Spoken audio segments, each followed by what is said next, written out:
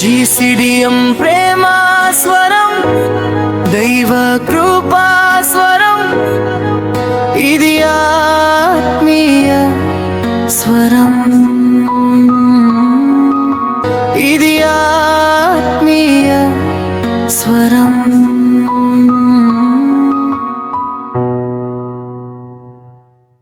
ప్రియమైన వారలారా, మీకందరికీ యేసుక్రీస్తు నామమున సమాధానములు కలుగునుగాక.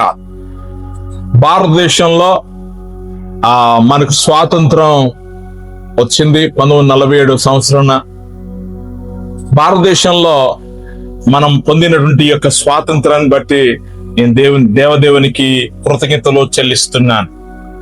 భౌతికమైన స్వాతంత్రం ఉన్నది, ఆర్థికమైనటువంటి స్వాతంత్రాలు ఉన్నాయి, సామాజిక పరమైన స్వాతంత్రం ఉన్నది. ఇవన్నీ భౌతికమైన స్వాతంత్రాలే. ఇది శాశ్వతంగా ఉండేవి కాదు. కానీ దేవుడిచ్చినటువంటి స్వాతంత్రం మాత్రం అది శాశ్వతమైనది అని దేవుని వాక్యం తెలియజేస్తుంది. యేసు ప్రభు వారు ఇచ్చే స్వాతంత్ర్యము అది ఆధ్యాత్మికమైన స్వాతంత్రము, పరిపూర్ణమైనది కనుక ఆధ్యాత్మిక స్వాతంత్రం విడుదల, పాపం విడుదల కలిగిన ఆ యొక్క అనుభవం భౌతికంగాను మానసికంగాను కూడా సంబంధించింది. ఇది చాలా అద్భుతమైనది. మరి ఆగస్టు 15వ తారీఖున స్వాతంత్ర దినోత్సవం పండుగలు మనం చేసుకుంటున్నాం.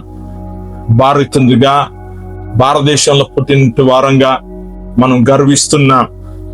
మన యొక్క నాయకులు వారు శ్రమించి, మన పితరులు వారి రక్తమును చిందించి ఈ యొక్క భారతదేశ స్వపరిపాలన చేసుకోవటానికి అనుగ్రహించిన స్వాతంత్రాన్ని బట్టి నిజంగా దేవునికి కృతజ్ఞత చెల్లిస్తున్నాం. అయితే మరొక విషయం మనం తెలుసుకోవాలి. ఏంటంటే యేసు ప్రభువారు నిజమైన స్వాతంత్రం అనుగ్రహించును అని వాక్యం తెలియజేస్తా ఉన్నది. ఈ స్వాతంత్రం ఎప్పుడైతే మనం పొందుతామో మనం నిత్యం ఆనందిస్తాం. సమస్యలు ఉన్నప్పటికీ కూడా ఆనందించగలిగి ధైర్యంతో ముందుకు వెళ్ళగలిగినటువంటి ఆ శక్తిని ఇచ్చేదే దేవుని వాక్యం. అది యేసు క్రీస్తులో ఉన్నది. దేవుని వాక్యం ఎలా మాట్లాడుతున్నది? యోహాను సువార్త 8వ అధ్యాయము 36వ వచనం. యోహాను సువార్త 8వ అధ్యాయం 36వ వచనం ఎలా మాట్లాడుతుంది? యేసు ప్రభువు మాట్లాడిన మాటలే. కుమారుడు మిమ్మును స్వతంత్రులుగా చేసిన ఎడల మీరు నిజముగా స్వతంత్రులై యుందురు. అద్భుతమైన మాట ఇది. కుమారుడు అంటే యేసుక్రీస్తు. మిమ్మును స్వతంత్రులుగా చేసిన ఎడల మీరు నిజముగా స్వతంత్రులై యుందురు. స్వాతంత్రము అనే మాట ఎక్కడో ఒక దగ్గర బంధకంలో ఉండువారు స్వేచ్ఛగా ఉండలేరు. వారు అనుకున్నదిగా చేసుకోలేరు. వారి జీవితంలో సమాధానం కలిగి ఉండలేరు. ఎప్పుడైతే విడుదల పొందుతారో వారు స్వచ్ఛ జీవులుగా ఉంటారు. అలాగనే ప్రియులారా, ఆత్మ కూడా బంధించబడింది అని మాట్లాడుతుంది బైబిల్లో. ఆత్మకు స్వేచ్ఛ లేదు. భౌతికంగా భారతదేశంలో 1947లో మనకు స్వేచ్ఛ వచ్చింది, స్వపరిపాలన చేసుకోవడానికి. Very good, praise Lord. కానీ ఆత్మ కూడా బంధించబడింది. ఆ ఆత్మ విడుదల పొందాలి, ఆత్మకు స్వేచ్ఛ కావాలి, ఆత్మకు స్వాతంత్రం ఇవ్వాలి అని అంటే అది దేవుడు ఒక్కడే చేయగలుగుతాడు. అది కుమారుడే చేయగలుగుతాడు. అది ప్రభువైన యేసు వారే చేయగలుగుతారు. ఎందుకంటే పాపము లేనివాడు ఆయన. వాక్యంలో వ్రాయబడింది 8వ అధ్యాయంలోనే, 8వ అధ్యాయము 46వ వచనంలో, నా యందు పాపమున్నదని మీలో ఎవడో స్థాపించును, నేను సత్యము చెప్పుచున్నలా మీరెందుకు నన్ను నమ్మరు. చరిత్రలో నేను ఎప్పుడు కూడా ఎవరిని చూడలేదో,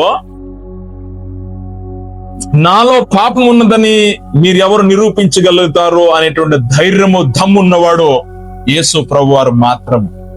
ఆయన మాత్రమే అనగలుగుతాడు. ఆయన మాత్రమే అన్నాడు. కనుక ఆయన ఏమంటున్నాడంటే, ఎక్కడ బంధింపబడ్డారు మనుషులు?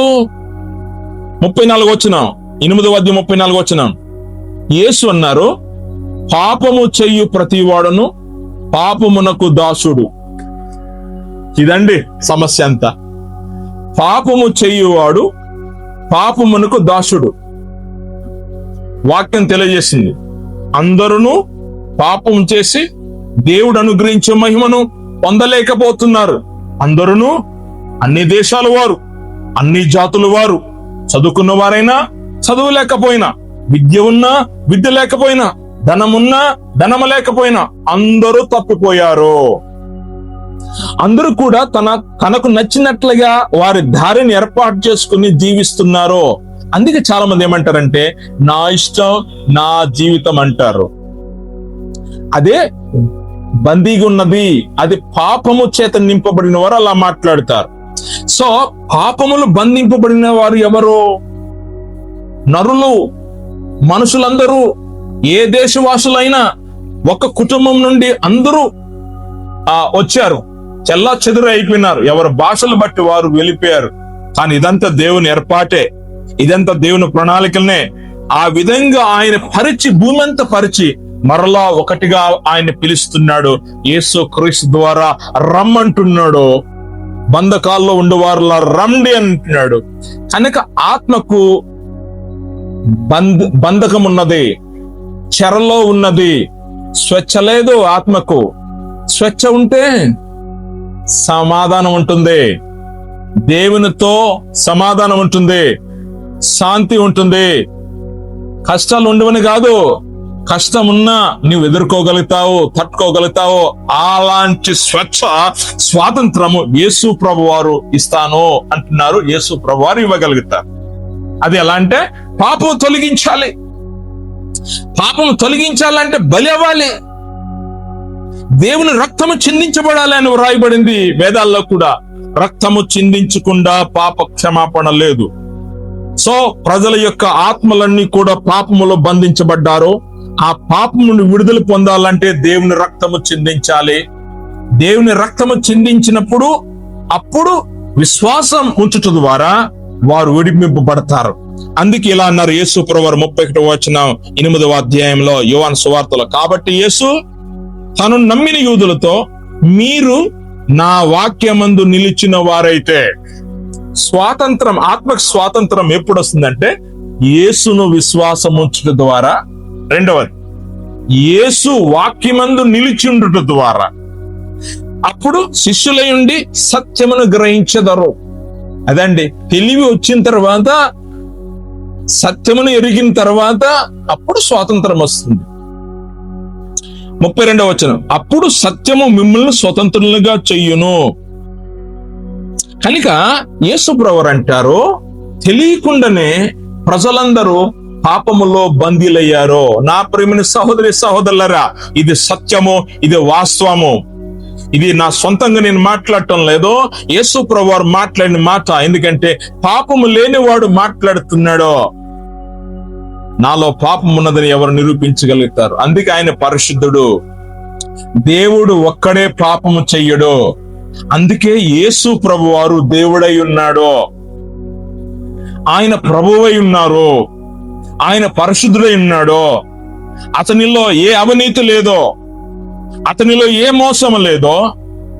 ఆయన ప్రేమ కలిగిన దేవుడు నిన్ను పిలుస్తా ఉన్నాడు. రండి ప్రియులరా, మీ జీవితంలో ఉన్నటువంటి సమస్యలు ఎన్నో ఉన్నాయి. అది భూలోకంలో ఈ భౌతికమైన స్వాతంత్రం ఉన్నప్పటికీ కూడా నీ మైండ్, నీ యొక్క ఆత్మ బంధకంలో ఉంది అని వాక్యం తెలియజేస్తుంది. కనుక బంధింపబడినటువంటి వారిలో సత్యం ఉండదు. కనుక యేసు క్రీస్తుని విశ్వాసం ఉంచడం ద్వారా మీరు విడుదల పొందుతారో, ఆ బంధకం నుండి బయటకు వస్తారో. అప్పుడు ఆ అపవాది బుద్ధిలో నుండి, ఆ యొక్క దొంగతన బుద్ధిలో నుండి, బూతుల నుండి, ఆ యొక్క విచారం నుండి, ఆ యొక్క నరహత్య నుండి, ఆ యొక్క దొంగతనం నుండి, ఆ అబద్ధ సాక్ష్యం నుండి బయటకు వస్తారో, యేసులాగా పవిత్రంగా జీవిస్తారో. అది అసలైన స్వాతంత్రం. కనుక నా ప్రియమైన సహోదరి సహోదరులారా, నీవు అసలైన స్వాతంత్రం పొందావా? యేసయ్య అనుగ్రహించిన స్వాతంత్రం, నిజమైన స్వాతంత్రం నీవు పొందావా? కొన్నిసార్లు నువ్వు ఒకవేళ చర్చికి వెళ్ళొచ్చేమో, ఒకవేళ బాప్తీసు పొందినవేమో, చాలా కాలంలో నీవు నాయకుడికి ఎదుగుతున్నావేమో, కానీ నీ ఆత్మకు నిజమైన స్వాతంత్రం కలిగిందా? నిజమైన స్వాతంత్రం కలిగితే నీవు యేసులాగా వ్యవహరిస్తావు, యేసులాగా ప్రేమిస్తావు, యేసులాగా తండ్రి అయిన దేవునికి మహిమ చెల్లిస్తున్నావు. సొంత కోరికలు కాకుండా దేవుని ఆశ మీద, కోరికల మీద, చిత్తం మీద నువ్వు జీవించగలుగుతావు. అప్పుడు నీ జీవితంలో ఏ నిరాశ వచ్చినా నిన్ను కృంగదీయదో, ఎన్ని రోగాలు వచ్చినా నీవు భయపడవో, మాంత్రిక శక్తులు కలిగిన వారు పక్కన నిలబడినా నీవేం భయపడలేవో, చిల్లంగి వాళ్ళు నిన్ను వ్యతిరేకించిన నీవేం భయపడవు. ఎందుకంటే ఆ స్వాతంత్రం అనేది నీవు పొందినావు కనుక. అంటే ఆ యొక్క తెలివి, ఆ జ్ఞానము అన్ని నీకు తెలియజేయబడింది కనుక నా ప్రియమ వాళ్ళరా, సత్యము మనల్ని స్వతంత్రులుగా చెయ్యును. ఎప్పుడంటే యేసు క్రీస్తు మాటల మీద నిలిచుంటే. చాలా మంది నిలిచుండటం లేదో, వింటారు, ఇష్టానుసారంగా జీవిస్తారు. కనుక నా ప్రియమైన సోదరులారా, వాక్యం ఉంటున్న మీరు, యవన బిడ్డలారా, పెద్దలారా, చెల్లెళ్ళారా, అక్కలరా, దేవుడు మీతో మాట్లాడుతున్నాడు. మీకు స్వాతంత్రం ఉందా? నిజమైన స్వేచ్ఛ కలిగిందా?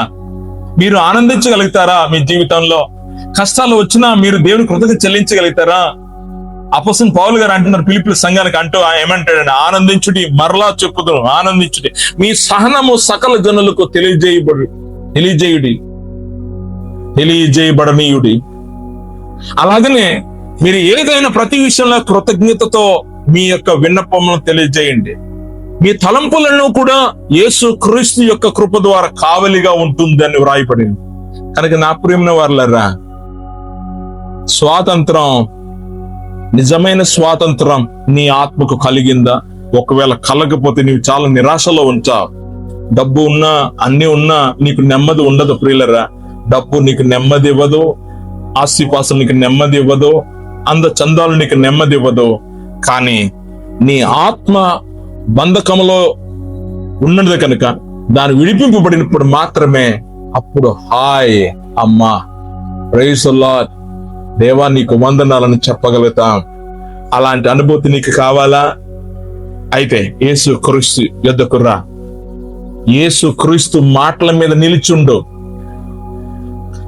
పరిశుద్ధాత్ముడు నీకు నడిపిస్తాడో అప్పుడు నువ్వు శిష్యుడిగా ఉంటావు, స్వతంత్ర జీవిగా ఉంటావు. అప్పుడు దేనికి భయపడవు. కనుక పాపము కూడా మనకు స్వాతంత్రం పొందిన తర్వాత పాపపు చేష్టలు ఉండవు, పాపపు కోరికలు ఉండవు. ఎప్పుడు పరిశుద్ధాత్మ నడిపింపుతో ఉంటాం. ఎవరైతే పరిశుద్ధాత్మ ద్వారా నడిపింపబడతారో వారు దేవుని పిల్లలు అనబడతారు. కనుక నా ప్రియమైన సోదరులారా, నిజమైన స్వాతంత్రం యేసే మనకు అనుగ్రహించను. భౌతికమైన స్వాతంత్రం ఏ నాయకుడి ద్వారానే జరగవచ్చేమో గాను, కానీ నిజమైన ఆత్మకు సంబంధించిన స్వాతంత్రం ఏ నరుడు చెయ్యలేడో, ఇవ్వలేడో, యేసు ప్రభువు మాత్రమే ఇవ్వగలుగుతాడు. కనుక యేసు క్రీస్తును నమ్మండి, యేసు క్రీస్తును విశ్వసించండి, యేసు క్రీస్తును వెంబడించండి. నేను ఆ సమాధానం పొందాను, నేను విడిపింపబడ్డాను, పాపపు బంధకము నుండి బయటికి రాగలిగిన స్వేచ్ఛ ఉంది, ప్రభు నడిపించే విధానం ఉంది. అప్పుడు జీవితంలో ఆనందం ఉంటుంది. నాలాంటి ఆనందం, ప్రభు నాకు అనుగ్రహించినట్టు ఆనందం నీకు కావాలంటే యేసుక్రీస్తు వాక్యం మీద నిలిచి ఉండటం నేర్చుకో. నీ జీవితంలో గొప్ప ఆశ్చర్యకార్యం జరుగుతుంది. అప్పుడు నువ్వు సాక్షిగా నిలబడతావు. దేవుడు మిమ్మల్ని దీవించిన గాక. చిన్న ప్రార్థన చేద్దాం. కృపగల దేవా, నీకు వందనాలు చెల్లిస్తున్నా. ప్రపంచంలో వేరే వేరే జాతుల మీద లేకపోతే దేశాల మీద వచ్చినటువంటి భౌతికమైన స్వాతంత్రాలు ఎన్నో ఉన్నాయి. కొంతమంది నాయకులు వారి రక్తమును చిందించి భౌతికమైన స్వాతంత్రాలు తీసుకుని వచ్చారు. కానీ పాపము నుండి విడుదల కలగజేసేవాడు నీవు తప్ప ఇంకెవరు లేరు. యేసయ్యా, నీకు వందనాలు చెల్లిస్తున్నా. పాపము చేత బంధింపబడిన వారిని విడిపించమని, వాళ్ళ మనోనేత్రములు తెరవమని, వారి పాపములు క్షమించమని యేసు నామమున ప్రార్థన చేస్తున్నాము తండ్రి. ఆమేన్. దేవుడు మిమ్మల్ని అందరూ దీవించును గాక.